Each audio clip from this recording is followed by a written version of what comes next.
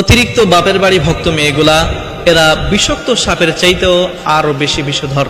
কারণ এই সমস্ত মেয়েগুলা তারা বাপের বাড়ির মানুষের কথা শুনে তাদের স্বামীর সংসারগুলো নষ্ট করে ফেলে, স্বামীদের সাথে অশান্তি তৈরি করে, স্বামীর সংসার থেকে তারা দূরে সরে যেতেও পিছপা হয় না। দিন শেষেই এরাই কিন্তু বিপদে পড়ে যায়, এরা নিজেরাও বোঝে না। যে সমস্ত নারীরা তাদের বাপের বাড়ির কথা শুনবে, তো বাপের বাড়ির কথা শোনার পরে তারা তাদের স্বামীদের সাথে অশান্তি করবে, স্বামীর বাড়ির মানুষের সাথে তারা খারাপ ব্যবহার করবে, তাদের সাথে ভালো ব্যবহার করবে না। দিন শেষে দেখবেন যে এই মানুষগুলাই সবচাইতে বেশি বিপদে পড়বে। কারণ আপনি আজকে আপনার স্বামীর সংসারে আপনি অশান্তি করলেন, আপনার স্বামীর বাড়ির মানুষের সাথে আপনি অশান্তি করলেন, আপনি তো তার বাড়িতে আপনার থাকা লাগবে।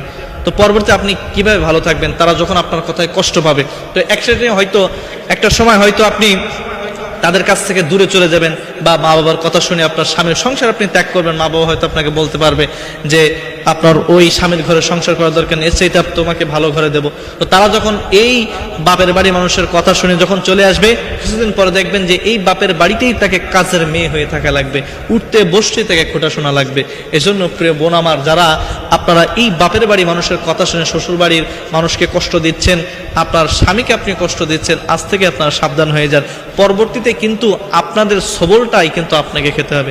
আপনি তাদেরকে সবল দিচ্ছেন, কষ্ট দিচ্ছেন, আপনাকে কিন্তু এর চাইতে আরো 3 গুণ বেশি কষ্ট আপনাকে পেতে হবে। পদে পদে আপনাকে কষ্ট শিকার হতে হবে, সমাজ থেকে আপনি কষ্ট পাবেন। এরপরে যখন যে সংসারে আপনি যাবেন, সেই সংসারে কিন্তু আপনাকে খোটা শোনা লাগবে যে আগের ঘরের প্রথম ঘরে যেহেতু হতে পারিস না, আমাদের তুই কি হবি। এভাবে কিন্তু আপনাকে পদে পদেই আপনাকে অপমানিত হতে হবে। এজন্য প্রথম ঘরে যখন আপনি থাকবেন, সে স্বামীর সাথে সৎ ব্যবহার করুন। স্বামীর বাড়ির মানুষকে আপনি নিজের বাড়ির মানুষ মনে করুন। আপনি আপনার শ্বশুরকে আপনি নিজের বাবা মনে করুন, শাশুড়িকে নিজের মা মনে করুন, আপনার ননদকে, আপনার দেবরকে নিজের ভাই বোন মনে করুন। দেখবেন যে এই সংসার আপনার জন্য সুখময় হবে। আপনার নিজের বাপের বাড়িও কিন্তু আপনার একটা সময় যেতে ইচ্ছা করবে না।